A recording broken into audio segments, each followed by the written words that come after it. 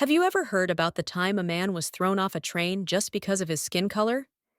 That man stood up, not with fists, but with courage and truth. His name was Mahatma Gandhi, and that moment changed not just his life, but the lives of millions around the world. Yes, and it wasn't just about one train or one country. Gandhi used peaceful protests to fight injustice, and his ideas still inspire people today. He's the reason India broke free from British rule, not with violence, but through strength, unity, and non-violence. But Gandhi's story isn't just about politics. It's about his deep belief in truth, simple living, and kindness. He believed in changing the world without causing harm, even when facing the toughest challenges. That's why he's called Mahatma, which means great soul. In this episode, we'll dive into his incredible journey, from his early life to his leadership in India's freedom fight, and how his ideas shaped movements around the world. Get ready to hear how one man's courage and peaceful methods proved that even the strongest powers could be defeated without violence. Stay with us. This is a story you won't want to miss. Gandhi's story begins in a small town called Porbandar in western India. He was born on October 2, 1869, into a family that valued tradition and service.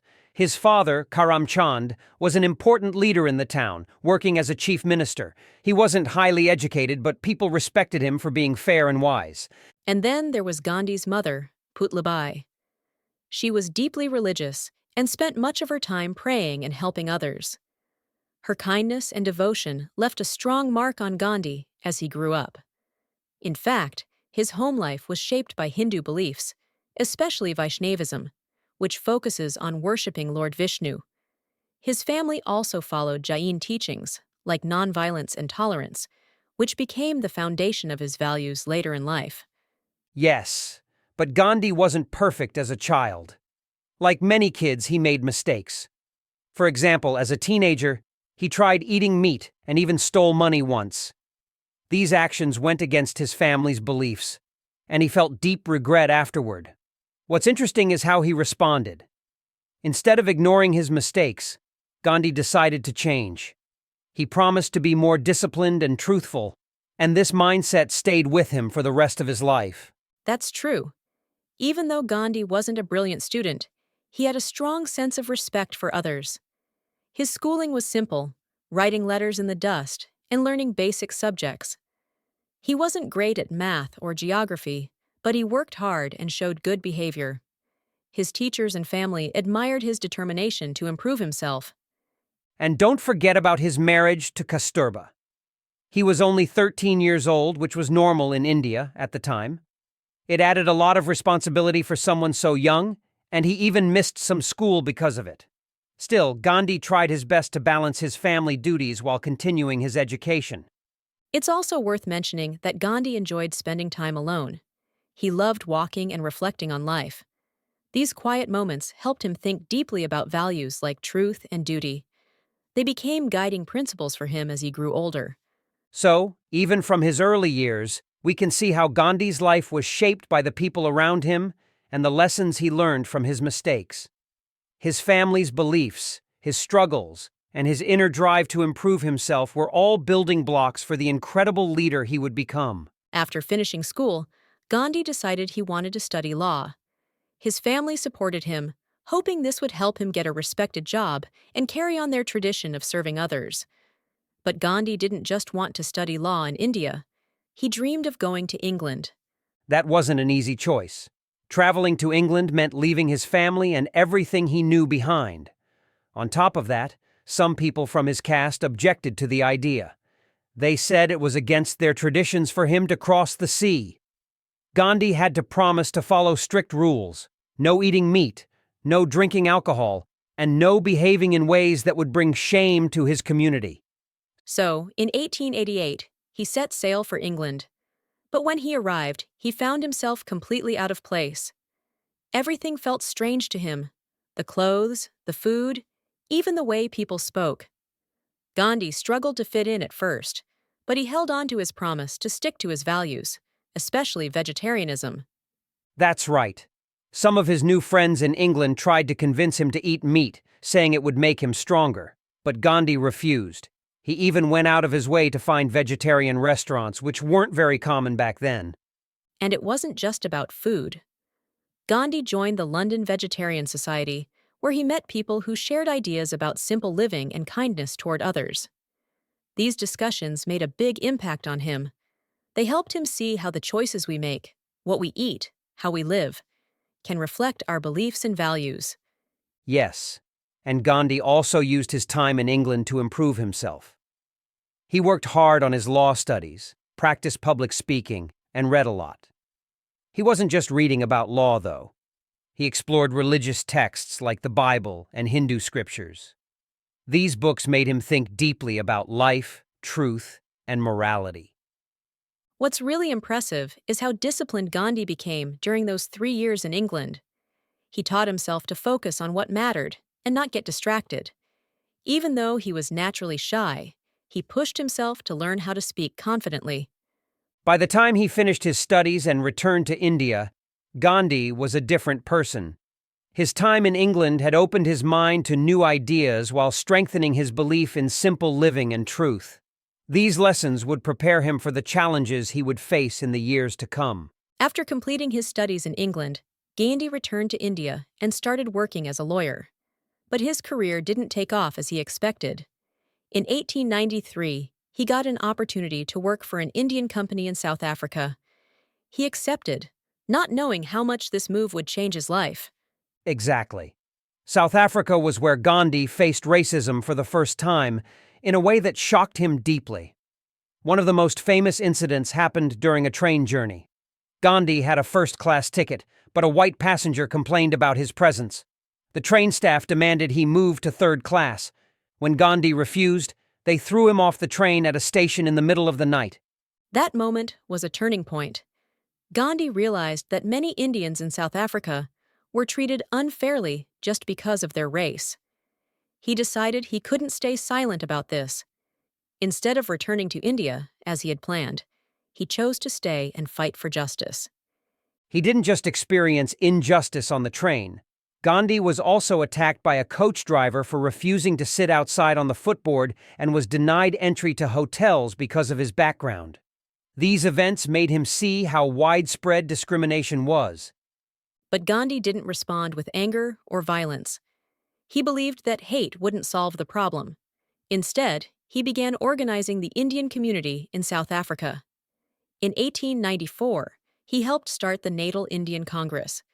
This group gave Indians a way to speak up against unfair laws and treatment. It was during this time that Gandhi introduced the idea of satyagraha, or truth force. The idea was simple but powerful. Resist injustice through nonviolence and courage. People who followed satyagraha would stand firm in their beliefs without using force or causing harm, even when faced with punishment. One of the first tests of satyagraha came with a law that required Indians to carry passes at all times. Gandhi and his supporters refused to obey this law. They protested peacefully, even though many of them, including Gandhi, were arrested and sent to prison. Yes, and despite being jailed, they didn't give up. Gandhi showed that peaceful resistance could unite people and make the world pay attention to their struggle. Over time, he became a respected leader in South Africa, admired for his bravery and his unwavering commitment to justice. Gandhi spent more than 20 years in South Africa, fighting for the rights of Indian people. He faced countless challenges, but never lost faith in his methods. His time there taught him that nonviolence wasn't just a strategy, it was a way of life. And these lessons stayed with him when he returned to India. South Africa shaped Gandhi into the leader who would later guide an entire nation to freedom, proving that truth and nonviolence could overcome even the strongest forms of oppression. When Gandhi returned to India in 1915, he was already seen as a hero because of his work in South Africa. But instead of jumping straight into politics, he spent the first few years traveling across India. He wanted to understand the problems of ordinary people, farmers, workers, and the poor, before deciding how to help them. That's right. Gandhi believed that to lead, he first had to know what people were going through. He saw how British rule had made life hard for Indians, especially farmers, who were forced to pay heavy taxes. In places like Bihar and Gujarat, Gandhi supported peaceful protests to help them. He taught people how non-violence could make their voices heard. One of Gandhi's first major movements was in 1919, when the British passed the Rowlatt Act. This law allowed the government to arrest people without trial. Gandhi called for protests, saying the law was unfair and a danger to India's freedom. The protests started peacefully, but sadly, things didn't stay that way. In some places, violence broke out, and Gandhi was heartbroken. He always believed that violence would harm the cause for freedom. Then came the Amritsar massacre, where British soldiers killed hundreds of unarmed Indians. This event only strengthened Gandhi's determination to fight for independence, but through non-violence. Soon after, Gandhi became the leader of the Indian National Congress, the group that was fighting for freedom. He turned it into a movement that reached every part of India. One of the key actions he led was the non-cooperation movement in the early 1920s. Gandhi asked Indians to boycott British goods, schools, and jobs. He wanted people to show that they no longer accepted British control. And millions of people listened. They stopped buying British cloth, which hurt the British economy, and started using hand-spun cloth instead. Gandhi himself became a symbol of this change. He wore simple clothes made from fabric he spun himself. To him, spinning wasn't just about cloth, it was about self-reliance and freedom. But the journey wasn't easy. In 1922, violence broke out again, this time in Chauri Chaura, where angry protesters set a police station on fire. Gandhi was so upset by this that he stopped the movement. He believed freedom wasn't worth it if it came with bloodshed. Even though some people were disappointed, Gandhi stayed focused on his principles. He continued leading peaceful movements, including the famous Salt March in 1930. This march was a protest against a British law that taxed salt. Gandhi walked 240 miles to the sea, where he made salt himself to show that Indians didn't need to obey unfair laws. The Salt March inspired thousands of people across India to join the fight for freedom. Gandhi showed that even small actions, like making salt, could challenge a powerful empire. The British arrested him many times, but each time, his resolve only grew stronger. And his efforts paid off. By the 1940s, the British were losing control of India. The Quit India movement, which Gandhi led in 1942, was one of the final steps toward independence. He called on Indians to refuse to cooperate with the British in every way. It wasn't just about breaking free from British rule, though. Gandhi wanted a better future for all Indians. He fought against untouchability and worked to unite Hindus and Muslims, even when tensions were high. His vision of India wasn't just independent. It was fair, equal, and peaceful. Gandhi's leadership showed the world that freedom doesn't have to come through war. His methods of nonviolence inspired millions, not just in India but across the globe. He proved that truth and determination could be more powerful than any weapon. India finally won its independence in 1947, but the victory wasn't as peaceful as Gandhi had hoped. The country was divided into two nations, India and Pakistan. This partition caused deep anger and fear between Hindus and Muslims, leading to riots and the deaths of thousands of people. Yes, and Gandhi was heartbroken. He had worked so hard to bring people together, but the violence made it clear how divided they had become. Even after independence, his fight didn't end. He traveled to the areas affected by the riots, meeting victims and pleading with communities to stop the bloodshed. One of Gandhi's most powerful ways to protest was fasting. He believed that refusing to eat could inspire people to reflect on their actions and make better choices. During the riots, Gandhi fasted for days, urging Hindus and Muslims to live in peace. Many leaders begged him to stop, afraid for his health, but Gandhi wouldn't give up until the violence ended. One of his most famous fasts took place in Delhi in 1948. At first, people didn't listen. But as Gandhi's health worsened, communities began to put down their weapons. His fast brought temporary peace to a city torn apart by hate. But not everyone supported Gandhi's methods. Some people thought he was too soft, especially towards Muslims. Others felt his ideas of unity were unrealistic. Sadly, these disagreements led to his assassination on January 30th, 1948. Nathuram Godse, a Hindu extremist, killed Gandhi because he didn't agree with his vision of peace. The world was shocked by his death, but Gandhi's legacy didn't end there.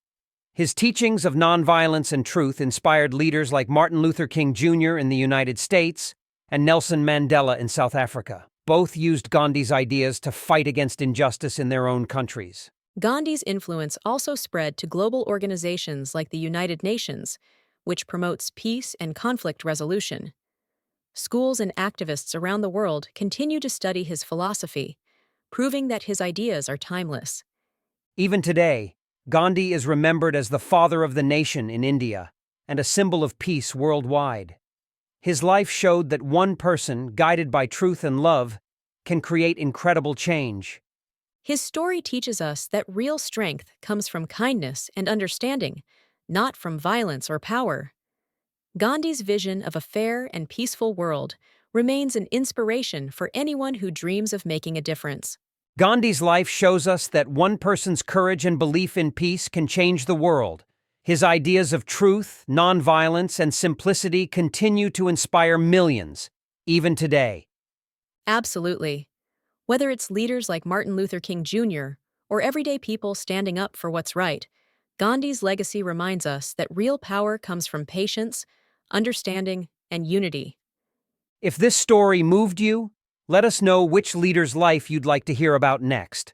Drop your suggestions in the comments, and don't forget to like, share, and subscribe to our channel for more inspiring stories. And Thanks for joining us on this journey through Gandhi's incredible life. Remember, even small acts of kindness and truth can create big changes. See you next time.